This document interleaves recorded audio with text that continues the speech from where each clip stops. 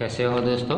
आज हम चर्चा करने वाले हैं जो हमारी प्रथम कहानी है इंदुमती किशोरीलाल गोस्वामी जी की। ज़्यादातर तो यह प्रश्न नहीं पूछा जा सकता, किंतु फिर भी हम देखें तो जो कहानी के जो 2-4 प्रश्न जो निबंधात्मक प्रश्न बनते हैं, जिसमें कहानी की कथा वस्तु अपने शब्दों में लिखिए, कहानी कला के तत्वों के आधार पर विवेचना कीजिए और कोई भी प्रमुख पात्र हो उसको केंद्र में उसका चरित्र चित्रण। तो हमने आगे देखा कि किस प्रकार हमने इंदुमती का चरित्र चित्रण किया था। आज मैं आपके सामने जो प्रश्न की चर्चा करने जा रहा हूँ जिसका नाम है कहानी कला के तत्व। तो देखिए, मैंने आपको आगे भी कौन कौन से कहानी कला के तत्व हैं, उनमें अलग अलग जो तत्व है उन तत्वों में आपको कौन कौन सी बातों का ख्याल रखना है, वह सारी बातें मैंने आपको समझाई है। तो उन्हीं बातों को विस्तृत रूप में किसी एक कहानी को केंद्र में रखकर उसकी हमें विवेचना किस प्रकार करनी होती है उसके बाद में आज मैं करूँगा।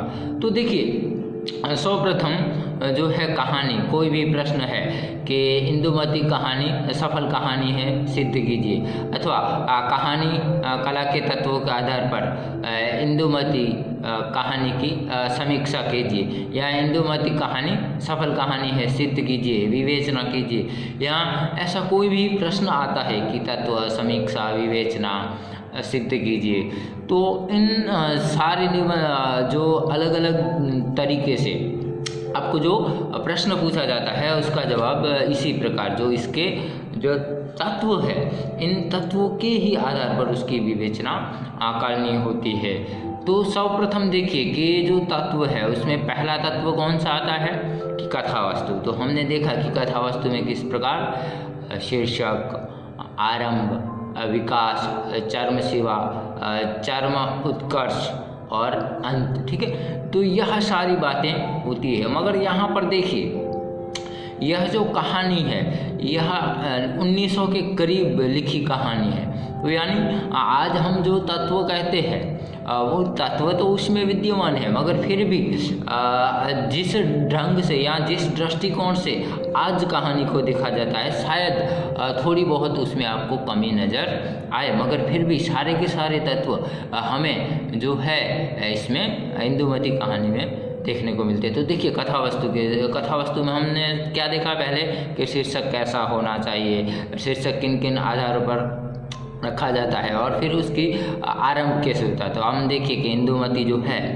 शीर्षक को देखकर हम इंदुमती के बारे में जानने के लिए लालायित हो जाते, ठीक है। उसके बाद देखिए आरंभ जो है, तो आरंभ में लेखक हमें बताते हैं कि किस प्रकार इंदुमती जो है वह छोटी बच्ची 4-5 साल की बच्ची थी, तभी उसकी माता का देहांत हो गया था और उसके पिताजी ने ही उसको पाल पोष के बड़ा किया था। और वह जो इतनी छोटी बच्ची से लेकर आज तक जब वह जवान हो गई तो वह कहाँ पर रहती है, तो विंध्याचल पर्वतों में रहती है। तो देखिए, आरंभ ही ऐसा है कि हमें ऐसा लगता है कि भाई ऐसा क्या हुआ होगा कि उसकी मृत्यु की उसके माता की मृत्यु हो गई होगी, और ऐसा क्या है कि उसके पिताजी उसको यहाँ पर जो विंध्याचल के जंगल है वहाँ पर लेके आए हैं। तो इस प्रकार देखिए जो आरंभ होना चाहिए उसके प्रति जानकारी कि भाई इतनी बड़ी हुई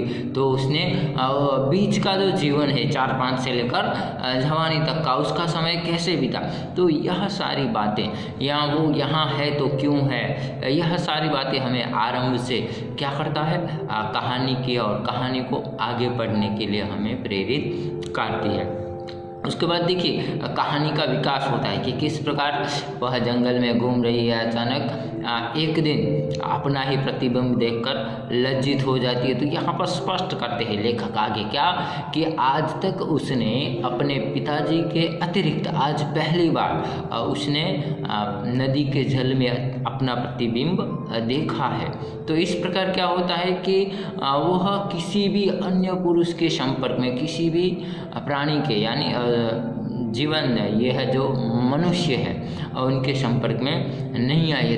तभी अचानक देखिए लेखक फिर कथा वस्तु को आगे बढ़ाते हैं और क्या दिखाते हैं कि कोई एक अनजान युवक है वहाँ सोया हुआ है। तो उसको देखकर इंदुमती जो है उसके प्रति आकर्षित हो जाती है, आश्चर्यचकित हो जाती है, उसको देखती रहती है। वह घर भी नहीं जा सकती और उसके पास भी नहीं जा सकती। वह सोचती है कि शायद यह कोई देवता या गंधर्व या यक्ष है जो भूला पड़ गया है। फिर सोचती है नहीं कि अगर देवता यहाँ हो तो वह कभी भी भूला पड़ते नहीं है, शायद मेरे से छल कपट हो रहा है। उसके बाद देखिए धीरे धीरे बातचीत में उसे पता चलता है कि वह युवक है, उसके जैसा ही युवक है, वह कोई देवता यक्ष या गंधर्व नहीं है।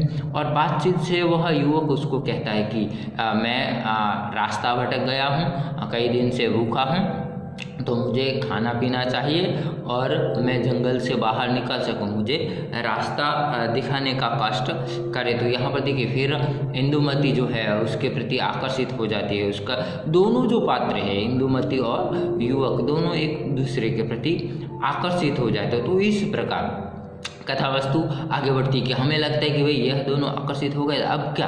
तभी देखिए इंदुमती कहती कि चले आप हमारी कुटिया पे चले। और जब वो कुटिया पर लेकर जाती है तब क्या होता है, तो तब होता है कि उसके जो पिताजी, उसको लगा था कि वह आनंदित होंगे, मगर वह गुस्सा होते हैं और उसको मारने का भी प्रयत्न करते हैं। तभी देखिए कि इंदुमती कहती है कि नहीं, इसको मैं लेकर आई हूँ। तो फिर कहते हैं कि ठीक है, इंदुमती के जो पिताजी है वह उसको बंधुआ मजदूर बना देते हैं उस युवक को। अभी तक देखिए लेखक ने उस युवक का परिचय नहीं दिया। लेखक ने यह भी स्पष्ट नहीं किया है कि वह इंदुमती और उसके जो बूढ़े पिता है वह यहाँ क्यों है। अचानक अभी तक जो कुछ नहीं था, तो अचानक उसके पिताजी को एक आवाज़ देने से 20-25 हट्टे कट्टे नौजवान एकत्रित प्रकट हो जाते हैं और अचानक उसके पिताजी के आदेश पर वापस विलुप्त हो जाते हैं। तो इस प्रकार यह जो सारा घटनाक्रम है इंदुमती पहली बार देख रही है। उसके बाद देखिए कि वह जो है उसके पिताजी के आदेश के ऊपर जो युवक है वह दिन रात वो लकड़ी काटने का काम करता है, जो भी आदेश देते हैं वह करता है। मगर फिर भी इतना सब कुछ करने के बावजूद भी जो दोनों प्राणियों के बीच जो सहृदयता बढ़ गई है उसको वह घटा नहीं सकते, वह निरंतर सहृदयता बढ़ती जाती है। दोनों ही एक दूसरे के प्रति चिंतित है, दोनों ही एक दूसरे की सहायता करना चाहते हैं। तो इस प्रकार हम देख सकते हैं कि धीरे धीरे हमें यह एहसास होने लगता है कि भाई यह इंदुमती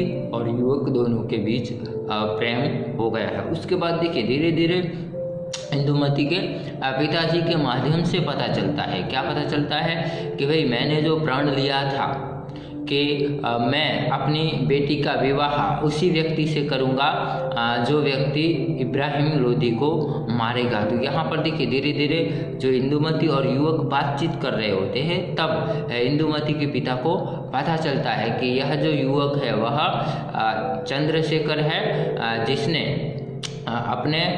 जिसके पिताजी को भी इब्राहिम लोदी ने छल कपट से मारा था। उसी प्रकार वह कहते हैं कि मुझे भी शायद जिस प्रकार मुझसे धोखा हुआ उसी प्रकार उसके पिताजी से धोखा हुआ था। और तभी देखिए कि वह कहता है कि इसने इब्राहिम और बाबर के बीच जब युद्ध हुआ था तो उसने अपने वेशभूषा बदलकर वह उसके युद्ध में चला जाता है और इब्राहिम लोदी की हत्या कर लेता है। मगर फिर भी वो कहता है कि नहीं, मैं अभी भी निश्चित करना चाहता हूँ कि क्या इंदुमती सही हाथों में जाएगी या नहीं। इसलिए उनकी परीक्षा करने के लिए फिर से उनके ऊपर कठिन दबाव या ज़्यादा काम करने के ऐसे कुछ करता है। तो इससे वह यह जानना चाहते हैं कि भाई यह जो युवक है वह मेरी पुत्री के लायक है या नहीं। उसके प्रति फिर भी देखिए आगे की कथा आगे बढ़ती है तो हमें पता चलता है कि वह जो वृद्ध है वह देवगढ़ का रहने वाला है और इब्राहिम लोदी ने छल कपट से उसके राज्य के ऊपर हमला किया था और कहा था कि या तो तुम मेरी गुलामी स्वीकार करो या अपनी स्त्री मेरे पास भेज दो। और तभी देखिए कि इंदुमती की जो माता है वह आत्महत्या कर लेती है, मगर वह उसके वश होती नहीं है। तो यह देखकर इब्राहिम जो है पूरे राज्य को तहस नहस कर लेता है। तो यह जो इंदुमती के पिताजी है जो बदला लेने के लिए वो क्या करते हैं, कहते कि जब तक मैं बदला नहीं लूँगा तब तक चैन से बैठूँगा नहीं, और इसीलिए देखिए फिर वह जंगल में चले जाते। वह बहुत सारे राजस्थान के जो राजा थे उनसे भी सहायता मांगते हैं, मगर कोई भी सहायता करने के लिए तैयार नहीं होता। तब वह प्रस्ताव रखते कि जो भी इब्राहिम को मारेगा मैं उससे अपनी बेटी का ब्याह करूँगा। मगर फिर भी देखिए इब्राहिम का इतना आतंक था कि कोई भी उसकी सहायता करने नहीं आता। और यहाँ पर अचानक ये जो सारा घटनाक्रम है कि किस प्रकार चंद्रशेखर के पिता राजशेखर को छल कपट से इब्राहिम मारता है और उसका बदला चंद्रशेखर ले लेता है। तो यानी यहाँ पर जो उसका प्रण था इंदुमती जी के पिताजी का कि जो इब्राहिम को मारेगा उससे मेरी बेटी की शादी होगी। और देखिए संयोगवश वही युवक है जिससे इंदुमती को प्रेम होता है। तो फिर वह अपनी कहानी बताकर दोनों का शादी ब्याह करवा कर वह दोनों को विदा करता है। तो इस प्रकार देख सकते हैं कि जो इंदुमती की जो कथा वस्तु है इस प्रकार हमारे सामने लेखक ने रखी है। ठीक है, तो यह हुआ इंदुमती कहानी की तत्वों में से पहला जो तत्व है कथा वस्तु, उसकी बात। उसके बाद देखिए जो दूसरा तत्व है, दूसरा तत्व कौन सा है? चरित्र चित्रण या पात्र लेखन। तो देखिए कोई भी कहानी हो बिना चरित्र के, बिना पात्र लेखन के वह कहानी आगे बढ़ सकती नहीं है। तो इसलिए देखिए कि कहानी में पात्रों का होना आवश्यक है।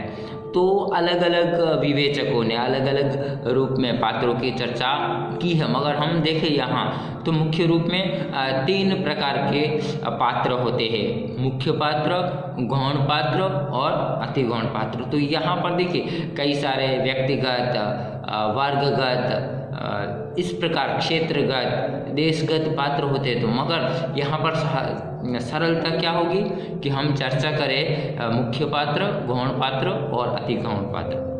तो यहाँ पर हम देखते हैं कि प्रमुख पात्र कौन है? तो इंदुमती है कि पूरी जो कथा वस्तु है वह किसके? तो इंदुमती के इर्द गिर्द ही घूम रही है। तो इस प्रकार देख सकते हैं कि इसमें प्रमुख पात्र के रूप में जो इंदुमती है उसके जो विशेषताएं हैं, हमने जो इंदुमती के चरित्र की चर्चा की, जब उसके पात्रालेखन की चर्चा की तब जो चर्चा की है वह आप थोड़ी बहुत यहाँ पर लिख सकते हैं। उसके बाद देखिए गौण पात्र में हम 2 पात्रों को रख सकते हैं। कौन कौन से? तो इंदुमती जी के पिता और युवक। तो अब देखिए लेखक ने पहले हमारे सामने यह रखा कि भाई किस प्रकार वह इंदुमती हमारे सामने आती है, मगर इंदुमती की कथा वस्तु को आगे बढ़ाने के लिए लेखक ने क्या किया? तो लेखक ने युवक के पात्र और पिताजी के पात्र, जो इंदुमती के पिताजी है जो वृद्ध है, उन पात्रों के माध्यम से पूरे का पूरा किस प्रकार इंदुमती यहाँ क्यों है, कैसे है, किस प्रकार वह यहाँ रहती है, वह सारा जो दृष्टिकोण है वह हमारे सामने स्पष्ट होता है। तो गौण पात्रों में जो है युवक और इंदुमती के पिताजी आते हैं। और अति गौण पात्रों में देखिए, अति गौण पात्रों में इंदुमती की माताजी, चंद्रशेखर के पिताजी, फिर इब्राहिम लोदी, बाबर, उनका जो युद्ध हुआ है वह पात्र आते हैं। उसके अतिरिक्त जो इंदुमती जी के पिताजी के साथ जो 50 उसके साथी आए थे वह क्या करते हैं? धीरे धीरे जो कथा वस्तु है उसको आगे बढ़ाते हैं। तो लेखक जो कहना चाहते हैं वह इनका बस कहानी में हम देखते हैं ना कि बिना आज्ञा प्रवेश निषेध। तो यानी कोई भी ऐसा पात्र नहीं है जो हमें लगता है कि नहीं यह पात्र नहीं होता तो उसकी कोई आवश्यकता नहीं थी। हर कोई जो अति गौण पात्र है तो उनका सिर्फ उल्लेख हुआ है, जो गौण पात्र है तो वह कथा को आगे बढ़ाते हैं, और जो मुख्य पात्र है उसकी कथा वस्तु हमारे सामने रखते हैं। तो इस प्रकार पात्रालेखन या चरित्र चित्रण के रूप में भी यह कहानी हमें एक सफल कहानी के रूप में हमारे सामने आती है। ठीक है, और उसके बाद देखिए तीसरा तत्व आता है, वह तत्व है कौन सा रखेंगे?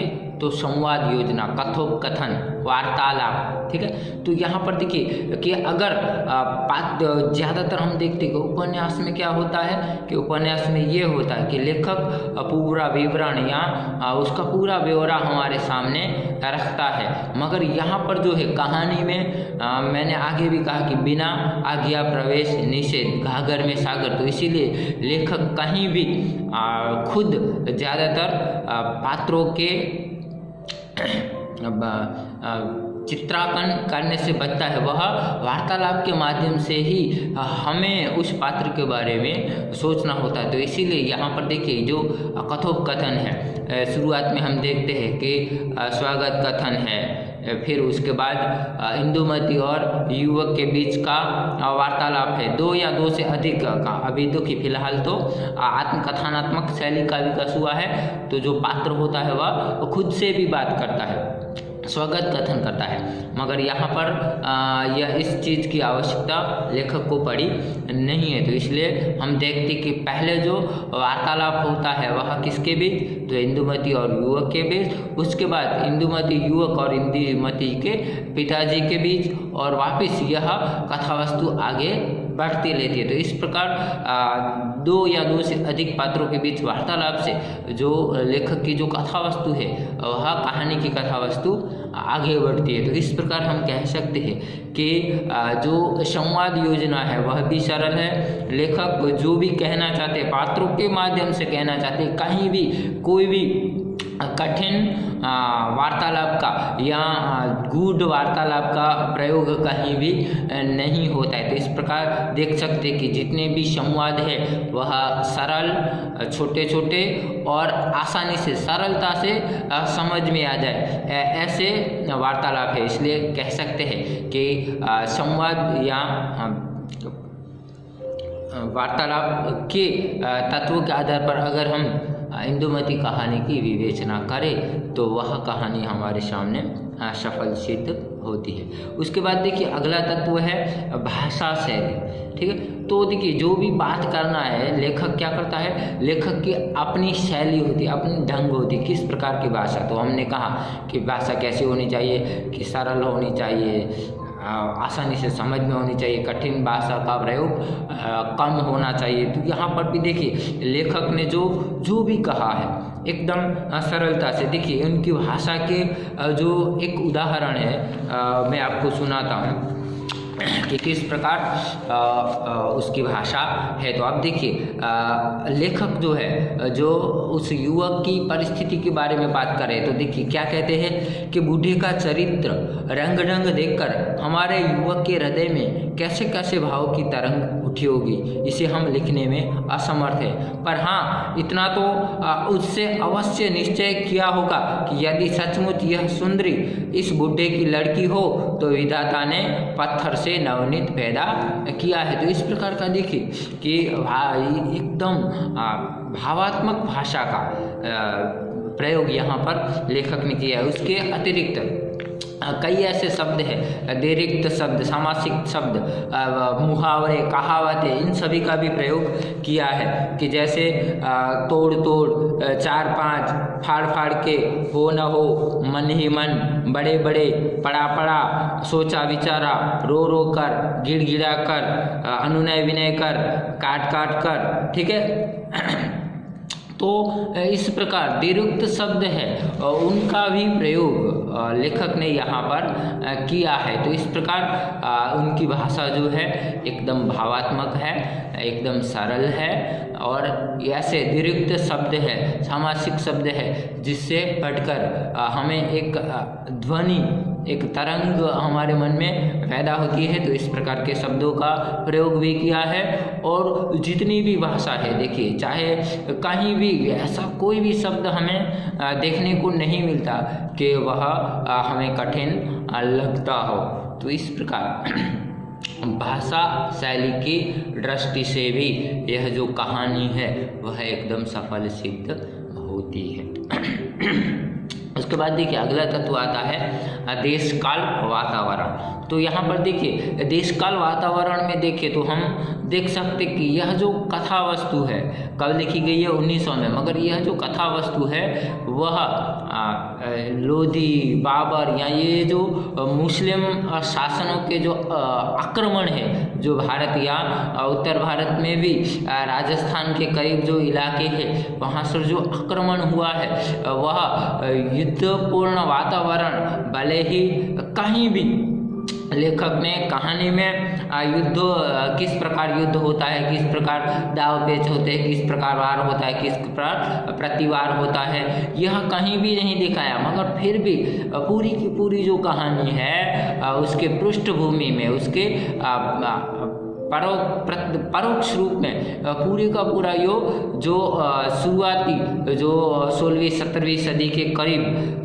जो बाहरी आक्रमण थे और उस आक्रमण के समय किस प्रकार हमारे देश में क्रियाकलाप होता था, वह सारी की सारी बातें हमें इस कहानी के पृष्ठभूमि में देखने को मिलती कि उस समय कैसे कैसे लोग थे, किस प्रकार वह पूरे का पूरा जीवन बिताते थे, किस प्रकार बाहरी आक्रमण से सब होता था। तो यानी भले ही हमारी आंखों के सामने इंदुमती, युवक और बूढ़ा ये 3-4 पात्र ही रहते हैं, मगर फिर भी जो उसकी पृष्ठभूमि है, उसका जो वातावरण है, वह पूरे का पूरा जो शुरुआती जो बाहरी आक्रमण भारत पर हुए हैं और तत्कालीन जो वातावरण है वह वातावरण पूरी की पूरी कहानी में हमें विद्यमान दिखाई देता है। तो इस प्रकार देश काल वातावरण में भी कि कोई भी चाहे लेखक हो, उसको तत्कालीन जो वातावरण है वह प्रभावित करता है। तो कहीं भी हमें यह नहीं लगता कि भाई यह आधुनिक समय की बात करते, हमें लगता है कि नहीं, यह जो आक्रमण के समय थे उस समय किस प्रकार राजा रजवाड़े प्राण करते थे, किस प्रकार वह हार हो जाने के बावजूद भी बदला लेने की भावना रखते थे। तो यह सारा का सारा जो वातावरण है वह हमें इंदुमती कहानी में भी देखने को मिलता है। तो इस प्रकार देश काल और वातावरण का भी जो राजस्थान की पृष्ठभूमि है, वहाँ की जो गाथाएं हैं, वह गाथाएं भी हम जब इतिहास में जाएंगे तो इस प्रकार का वातावरण या इस प्रकार की किंवदंतियाँ, कहानियाँ, मिथक हमें देखने को मिलता है। तो इस प्रकार कह सकते हैं कि देश काल वातावरण के रूप में भी यह कहानी सफल सिद्ध होती है। उसके बाद देखिए जो आखिरी तत्व है उद्देश्य। तो देखिए कोई भी रचना हो, चाहे छोटी हो चाहे बड़ी हो, कभी भी बिना उद्देश्य की होती नहीं है। तो यहाँ पर देखिए लेखक ने हमारे सामने इंदुमती के जीवन को हमारे सामने रखा है और इंदुमती के जीवन के माध्यम से जो हमने आगे कहा देश काल वातावरण के उस समय बाहरी आक्रमण के समय हमारे देश का वातावरण कैसा था, उस बात को हमारे सामने रखा है कि किस प्रकार युद्धों में छल कपट होता था, जो बाहरी आक्रमणकारी थे वह किस प्रकार हमारे राजाओं के साथ छल कपट करके उनकी हत्या कर देते थे, उनके राज हड़प लेते थे। तो वैसे ही घटनाक्रम में जो इंदुमती के जो पिताजी हैं उसके साथ भी ऐसा हुआ था। तो किस प्रकार उस समय देखिए, या तो हमारी गुलामी स्वीकार करो या धर्म परिवर्तन करो या अपनी स्त्री भेज दो, इस प्रकार बाहरी आक्रमणकारी प्रस्ताव रखते थे। और जो कई ऐसे राजा थे जो उनको मान लेते थे, मगर कई ऐसे राजा थे जो उनका प्रतिकार करते थे। तो इस समय उनकी जो रानियाँ थी वह किस प्रकार अपने आत्मसम्मान के लिए वह आत्महत्या कर लेती थी, खुद की बलि दे देती थी। उसके बाद देखिए कई ऐसे राजा थे जो बदला लेने की भावना रखते थे, वह समझते कि अब परिस्थिति नहीं है तो कुछ साल बाद वह शक्ति इकट्ठा करके भी अपने जो उनके साथ जो हुआ है उस बात का वह बदला लेना चाहते। तो किस प्रकार देखिए कि जब उनकी परिस्थितियां नहीं होती तो वह ऐसा प्रस्ताव रखते कि कोई ना कोई उनकी सहायता करने के लिए आते हैं, मगर यहाँ पर हम देखते कि वैसा कोई भी पात्र सामने नहीं आता। मगर संयोगवश जो बूढ़े ने प्रतिज्ञा की थी कि जब तक मैं इब्राहिम की हत्या नहीं कर देता या उसकी मृत्यु नहीं होती, तब तक मैं अपनी बेटी का ब्याह किसी के साथ नहीं करूँगा। बेटी का ब्याह उसी से करूँगा जो इस का बदला लेगा। तो इस प्रकार क्या कह सकते हैं कि एक जो वह प्राण ले लेते हैं उसको पूरा करते। तो यहाँ पर भी लेखक ने देखिए कि जाने अनजाने संयोगवश किस प्रकार इंदुमती के पिताजी का जो प्राण है वह पूरा होता है। तो इस प्रकार इंदुमती के माध्यम से तत्कालीन जो परिस्थितियाँ थी उन परिस्थितियों को लेखक ने हमारे सामने रखा है। और उस समय जो युद्धपूर्ण वातावरण था, किस प्रकार लोग रहते थे और किस प्रकार बदला लेने की भावना रखते थे।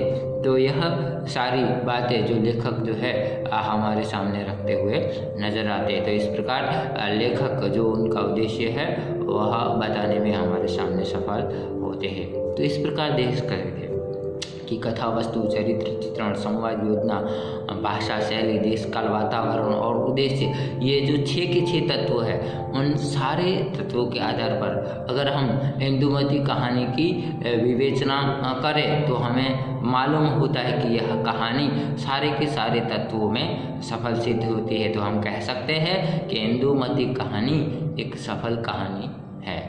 शुक्रिया।